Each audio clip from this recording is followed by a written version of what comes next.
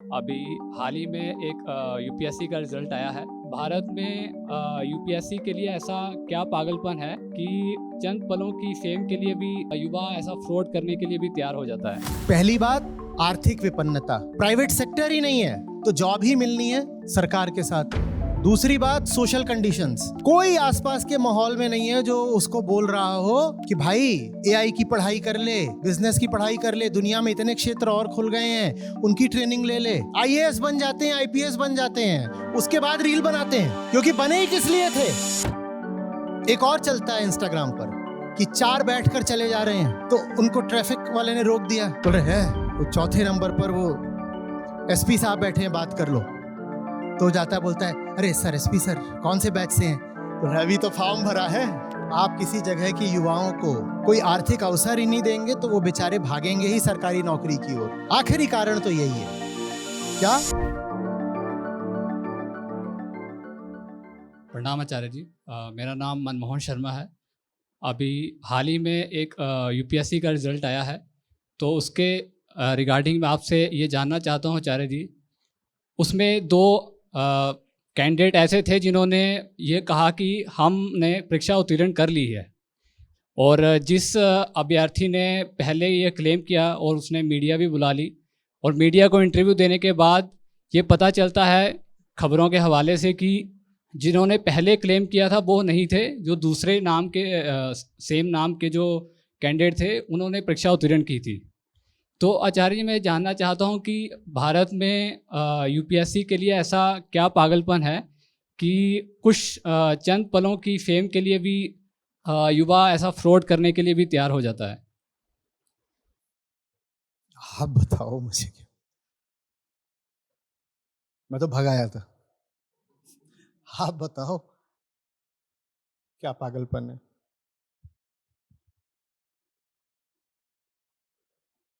विकसित देशों में ये नहीं पाया जाता।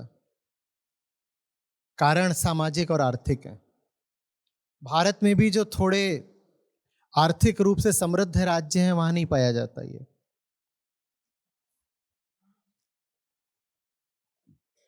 गुजरात, मुंबई, बेंगलुरु, वहां आपको ये यूपीएससी के इतने होर्डिंग या इतना क्रेज नहीं मिलेगा। कोई नहीं कहेगा कि गुड़गांव जाना जाता है यूपीएससी कोचिंग सेंटर्स के लिए, वहां भी नहीं मिलेगा। जो जगह जितनी पिछड़ी हुई होगी, आर्थिक, सामाजिक, मानसिक, हर तरीके से, वहां उतना ज्यादा ये यूपीएससी का क्रेज होगा और वहां कोचिंग माफिया की गिरफ्त उतनी तगड़ी होगी।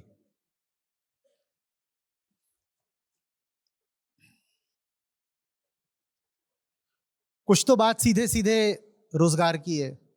जगह पिछड़ी हुई है, आर्थिक अवसर ही नहीं है, इंडस्ट्री ही नहीं है, तो नौकरी ही अगर लग सकती है तो सरकार के साथ, वरना तो नौकरी ना लगे। तो कुछ तो सीधी बात यह है कि कहीं तो रोजगार से चाहिए ना, तो रोजगार के लिए उसको एक ही जगह दिखाई देती है, सरकार के पास जाओ, और वहां कुछ है नहीं। एक ये हो गई, ये आर्थिक वजह है। हम्म वो आर्थिक वजह क्यों है? कारण सामाजिक है। प्रोत्साहन ही नहीं है वहां पर किसी तरीके का। संकल्प में ही नहीं आता कि मैं अपना भी कोई काम कर सकता हूं, क्योंकि व्यक्ति की चेतना, व्यक्ति का आत्मबल कुचल दिया गया है। नहीं तो होने को तो यह भी हो सकता है कि जहां गरीबी जितनी ज्यादा हो, वहां पर उद्यमिता के, स्वरोजगार के अवसर भी उतने ही ज्यादा हो, क्योंकि वहां तो अभी कुछ है ही नहीं, तो आप बहुत कुछ आप बना सकते हो। कुछ भी अभी तक बना हुआ नहीं है, माने सब कुछ बनाने का अवसर अभी बाकी है। तो होने को तो यह भी हो सकता था कि चूंकि आर्थिक विपन्नता है, तो इसको देखा जाता अवसरों की प्रचुरता के रूप में। यहां पर अभी कुछ भी नहीं बनाया गया, किसी तरह की मैन्युफैक्चरिंग नहीं है, कोई सर्विसेज नहीं है, तो मैं वो सब शुरू कर देता हूं। तो ये दूसरी चीज सामाजिक हो गई। वो जो पूरा समाज है, वो स्वरोजगार को, उद्यम को, एंटरप्रेन्योरशिप को इज्जत नहीं देता, महत्व नहीं देता। लोगों के खोपड़े में ये बात नहीं आती। लोग इधर तो प्राइवेट में करोगे का, और फिर तीसरी चीज आती है आंतरिक, मानसिक, आध्यात्मिक।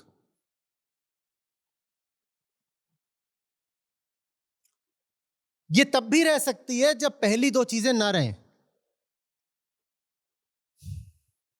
ये आती है अहंकार की चाह के रूप में कि दूसरों पर राज करूंगा। वो जो घटिया B-C ग्रेड फिल्में नहीं होती जिसमें कोई एक साधारण सा स्थानीय पुलिस वाला अपनी खुली जीप में एक टांग बाहर लटका के गुटखा खा के पीक मारते हुए डंडा लेके जाता है और गांव वालों की पिटाई करता है, वो उत्तर भारत के करोड़ों लोगों का सपना है।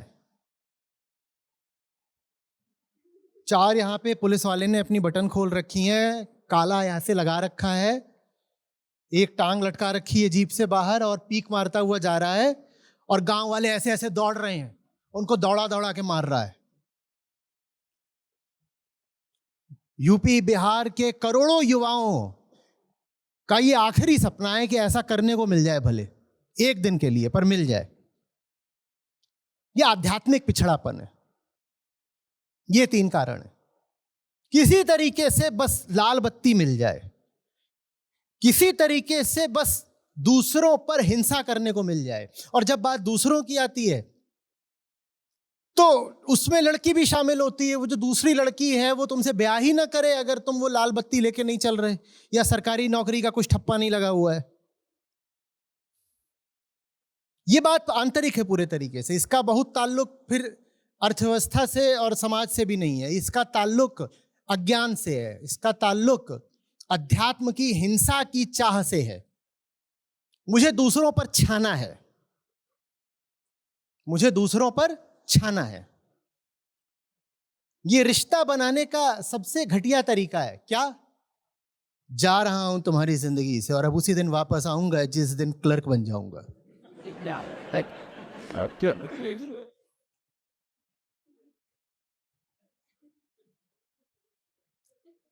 और क्लर्क बनने के बाद संयुक्त राष्ट्र संघ में तुझे उल्टा लटकाऊंगा। देखा है मेरा प्यार, अब इंतकाम देखेगी। इसका तुम क्या कर लोगे? वो 10 साल से क्लर्क बनने के लिए बावला है ताकि उसको ले जाके संयुक्त राष्ट्र संघ में उल्टा लटकाए। देखा है मेरा प्यार, अब इंतकाम देखेगी। इसका क्या कर लोगे?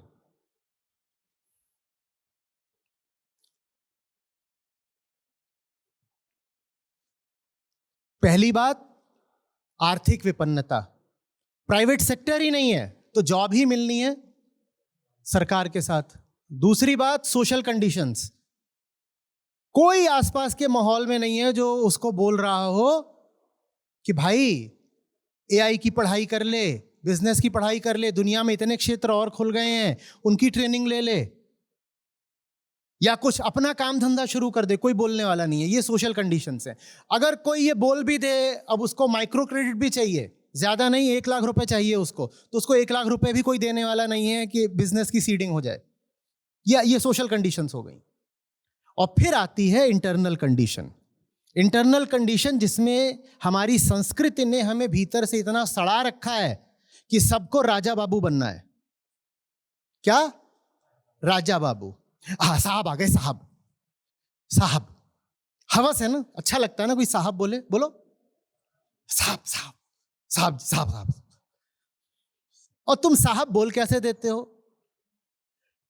एक बार तुमने कबीर साहब बोल दिया, उसके बाद ये जो ये तुम्हारा, तुम बाबू, तुम्हारा बड़े बाबू वो साहब हो गया। बाबू के लिए बड़े बाबू कौन है? साहब। साहब साहब आ गए, साहब। और हिंदुस्तान में, उत्तर भारत में ये बात बड़ी भारी हवस की तरह है। कोई हमें साहब बोल दे, अच्छा लगता है ना, अच्छा लगता है ना, साहब।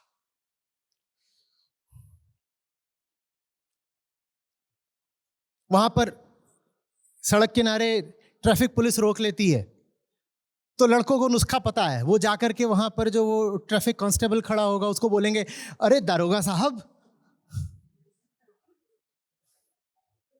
आज कैसे हैं आप, कभी घर पर आइए। और जहां आपने उसको दारोगा साहब बोला, अब ट्रैफिक दारोगा क्या होता है मुझे नहीं मालूम, जो भी वो एकदम ऐसे, चलो बढ़िया है, तुमको भी उसकी नब्ज पता है, क्या बोल दो साहब। मरे जा रहे हैं कि कोई तो साहब बोल दे। टशन, रौला, चौड़, छा गया भाई, छा गया।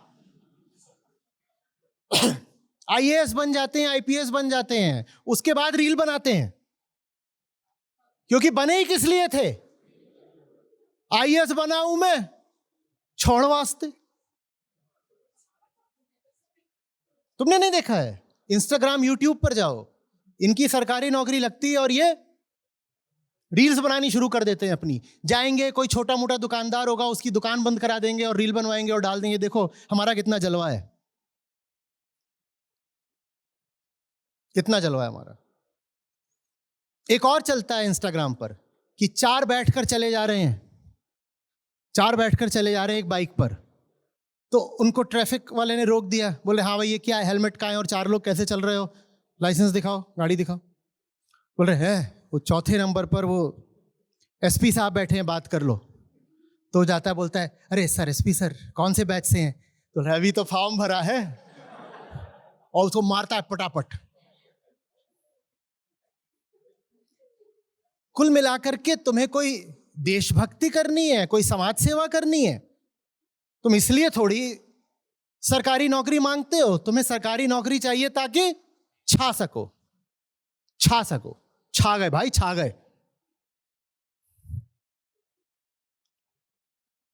वही घर का पुराना झुन्नू, कोई पूछता नहीं था, खाने को भी फेंक के देते थे। अभी उसकी ग्रुप डी की नौकरी लग जाए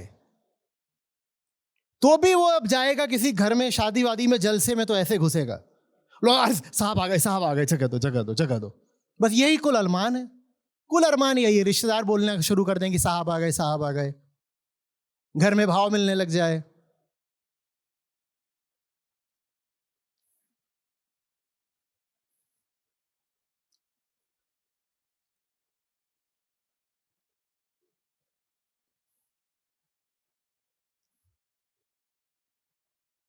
तो लोगों ने चांस पे डांस कर लिया।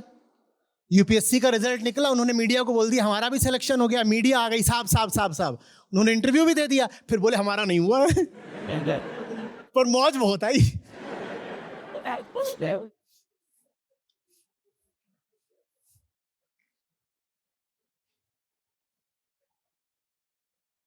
एक कोचिंग ने तो मेरा भी छाप दिया था कि इन्होंने हमारे यहां कोचिंग करी है, उन्होंने भी छाप दिया मेरे नाम और फोटो के साथ कि ये देखो। आज की नहीं बात कर रहा, 2000।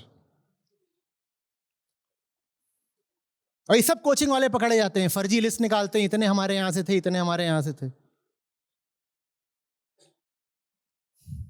तुम इतना भी कर लो अगर कि वहां पर जाकर के इंक्वायरी कराए हो कि हाँ भाई आज तापमान कितना है, तो भी वो कहेंगे कि उन्होंने ही तुम्हें सेलेक्ट करा दिया है।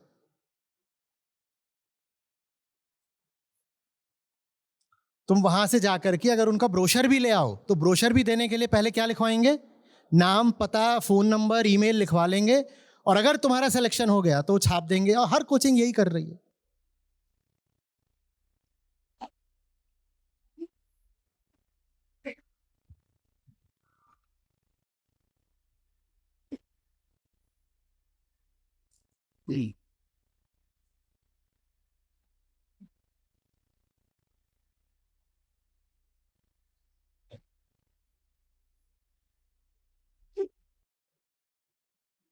कौन कौन से फॉर्म भरे हो?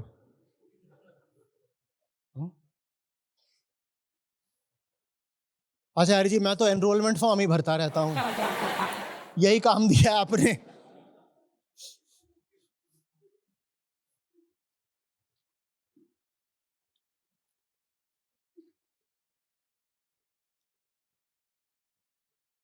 आ रही बात समझ में? आर्थिक कारण जरूर हटाया जाना चाहिए, बिल्कुल। आप किसी जगह के युवाओं को कोई आर्थिक अवसर ही नहीं देंगे तो वो बेचारे भागेंगे ही सरकारी नौकरी की ओर। तो आर्थिक जो वजह है ये गवर्नमेंट जॉब पेंडेमिक की, वो हटाई जानी चाहिए। सामाजिक नजरिए बहुत जहरीले हैं, उनको बदलने की बहुत जरूरत है। लेकिन इन दोनों को बदलने के बाद भी अगर आंतरिक कारण नहीं हटाओगे तो ये जो सरकारी नौकरी का क्रेज है, ये किसी और रूप में, किसी और जगह, किसी और नौकरी के लिए बिल्कुल उभर कर फूटेगा। आखिरी कारण तो यही है, क्या?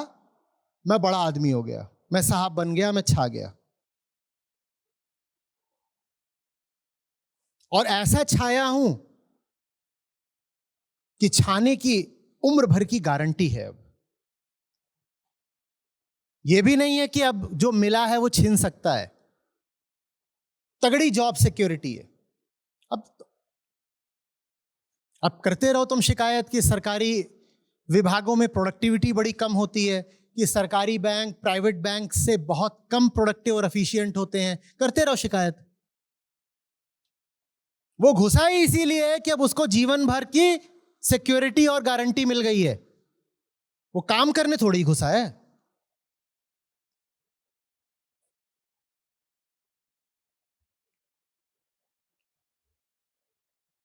रोते रहो कि हर चीज प्राइवेटाइज करनी जरूरी है। जब प्राइवेटाइज करो तभी काम होता है, नहीं तो काम नहीं होता।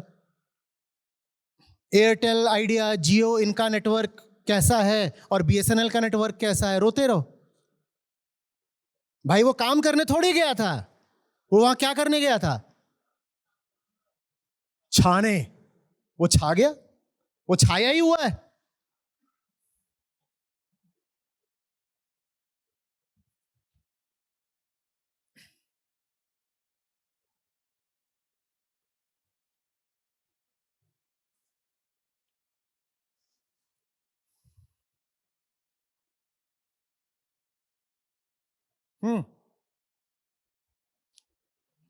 धन्यवाद सर। सर यूपीएससी या गवर्नमेंट जॉब में अपने आप स्ट्रक्चरल कोई लूप होल है? कई बार मैंने जानने की भी कोशिश की है, मैं भी इसका पढ़ने की कोशिश कर रही हूँ।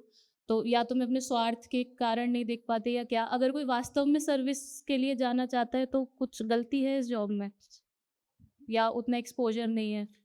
वास्तव में अगर आप जाना चाहते हो तो किसी जॉब में कोई गलती नहीं है। गलती वहीं शुरू हो जाती है जहां आपको लगता है कि कोई अच्छा काम इसी जॉब में हो सकता है। तो इस सवाल में ही गलती है। किसी को कोई अच्छा काम करना होगा तो किसी एक खास जॉब की ओर ही क्यों दौड़ेगा? किसी को सचमुच अगर देश सेवा करनी होगी तो वो बस किसी एक खास रास्ते को पकड़कर उसमें 10 साल तक तैयारी थोड़ी करेगा। वही थोड़ी कहेगा कि अपनी पूरी जवानी जला दी। जब 10 साल के बाद कोई खास नौकरी मिलेगी यदि, तब देश सेवा शुरू करूंगा, तब देश सेवा शुरू करूंगा। इस सवाल में ही गलती है, इस सवाल में ही नियत की खराबी है। मैं क्या हूं? मैं प्रचंड देशभक्त हूं।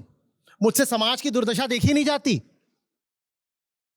मुझे आईएएस बन के भारत का कल्याण करना है। दिल रोता है मेरा, खून जलता है मेरा, दिन रात मेरे आग लगी रहती है देश सेवा की। तो क्या कर रहे हो? वो मैं 10 साल से दिल्ली में कमरा किराए पर लेकर यूपीएससी की तैयारी कर रहा हूं। तेरे इतनी आग लगी होती तो तू 10 साल इंतजार करता कि अगर एक खास नौकरी मिलेगी, अगर मेरी ये शर्त पूरी होगी कि मुझे वो खास नौकरी मिले तो मैं देश सेवा करूंगा। और 10 साल तक मैं कुछ नहीं कर रहा। 10 साल तक क्या कर रहा हूं? तेरे आग लगी होती तो तू 10 साल अपने ऐसे खराब कर देता है, या तूने 10 साल में कुछ कर ही लिया होता। जिसे देश सेवा करनी होगी वो तुरंत करेगा या 10 साल इंतजार करेगा? तो इस सवाल में ही खोट है।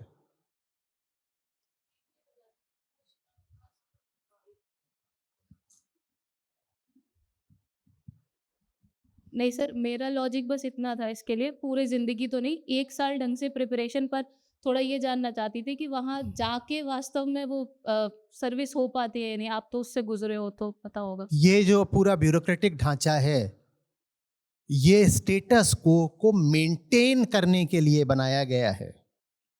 ये एक मेंटेनेंस सेंट्रिक स्ट्रक्चर है।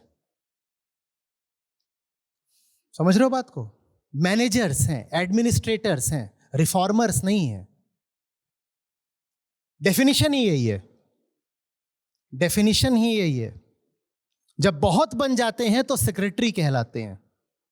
प्रमोट होते होते जब बहुत ऊंचे पहुंच जाते हैं ना तो सचिव हो जाते हैं, सेक्रेटरी। सेक्रेटरी सेक्रेटरी बताओ किसके? किसके? वो अनपढ़ नेताजी के, उनके सेक्रेटरी हो जाते हैं। अब नेताजी तो नेताजी हैं, चलना तो उन्हीं के इशारे पे पड़ेगा ना, नहीं तो पनिशमेंट पोस्टिंग मिल जाएगी, नहीं तो साल में 3 बार ट्रांसफर होंगे। तुम क्या वहां पर रिफॉर्म ले आलोगे? नेताजी को वोट रिफॉर्म लाने के लिए थोड़ी दिया है जनता ने। नेताजी को तो जनता ने वोट इसलिए दिया क्योंकि नेताजी ने जनता को 200-200 500-700 रुपए बांटे थे, रेवड़ियां बांटी थी। नेताजी जनता को मुफ्त की मलाई चटा करके आए हैं वोट लेकर के। अब ये नेताजी क्या पद पर रहते हुए रिफॉर्म करेंगे? अगर नहीं करेंगे तो सेक्रेटरी क्या कर लेगा? सेक्रेटरी क्या कर लेगा बेचारा? ऐसे ऐसे भी इंस्टेंसेस हैं, क्योंकि ब्यूरोक्रेट्स के घर में रहा हूं इसलिए जानता हूं। आप अपने चपरासी तक को नहीं हटा सकते अगर उसको नेताजी जानता है। आप हो सकता है आईएएस हो, कुछ हो, आप अपने चपरासी तक को नहीं हटा सकते अगर वो चपरासी किसी तरीके से किसी लोकल एमएलए से अपनी पहुंच रखता है। तो लो बन लो जो बनना है तुमको।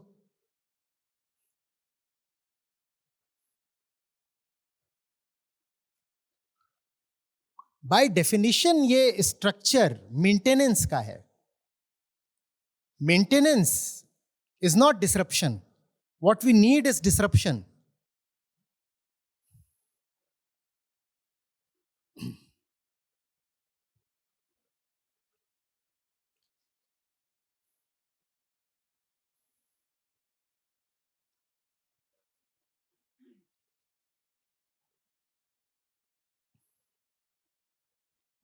एक भी ऐसा सिग्निफिकेंट पद नहीं होता जिस पर नेताजी ने अपने पसंदीदा ब्यूरोक्रेट को न बैठा रखा हो। और अफसोस की बात है, लेकिन ज्यादातर यह होता है कि जो पसंदीदा होता है वो कोई चाटुकार होता है। नेताजी उसको ही सारी इंपॉर्टेंट पोस्ट्स पर बैठा देते हैं। तो हो सकता है कि आप कोई बहुत विद्रोही, क्रांतिकारी, सुधारवादी आईएएस हो, बिल्कुल हो सकता है, आईएएस आईपीएस कुछ भी, जितनी भी सर्विसेज होती हैं। हो सकता है कि आपके पास वो जज्बा हो कि मैं अपना डिपार्टमेंट बदल के रख दूंगा, पर बदलाव जहां हो सकता है वहां नेताजी आपको पोस्टिंग ही नहीं देंगे। नेताजी वहां अपने जात वाले को बैठाएंगे, नेताजी वहां उसको बैठाएंगे जो चुनाव जीतने में उनकी मदद करे।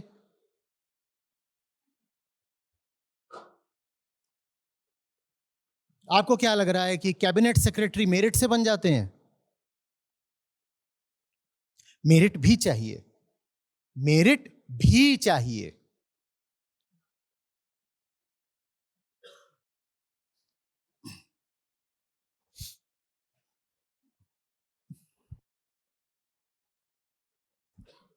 ऐसे तो पॉलिटिक्स में भी अगर जाते हैं तो वहाँ भी एब्सोल्यूट नहीं है, क्योंकि वहाँ भी अल्टीमेटली आना तो आपको जनता के पास ही है मांगने। तो फिर चेंज तो फिर वही माइंड आप अभी क्या करते हो? मैं पढ़ती हूँ सर, जो मिल जाता है नई नई चीज़ें। बस पढ़ो। आप पढ़ती हूँ और नई नई चीजें, ऐसे बोलो मैं खाती हूँ जो भी मिल जाता है नई नई चीजें, ये नहीं क्या सर, है? स्किल्स वगैरह जैसे अभी कल अप्लाई भी किया था उसका। ऐसे नहीं होता। ये कोई तरीका है जवान आदमी के जीने का? मैं पढ़ती हूँ कुछ भी मिल जाता है, नई नई चीजें। इनकी टी शर्ट पढ़ो, देखो क्या लिखा है उस पर, पढ़ाओ इनको। नहीं सर, सोशियोलॉजी देखो क्या लिखा है, पहले पढ़ो। रिवॉल्यूशन, ये भी तो पढ़ो।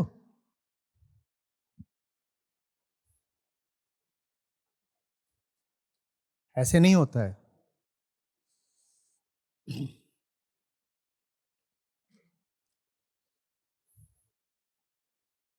बोलिए।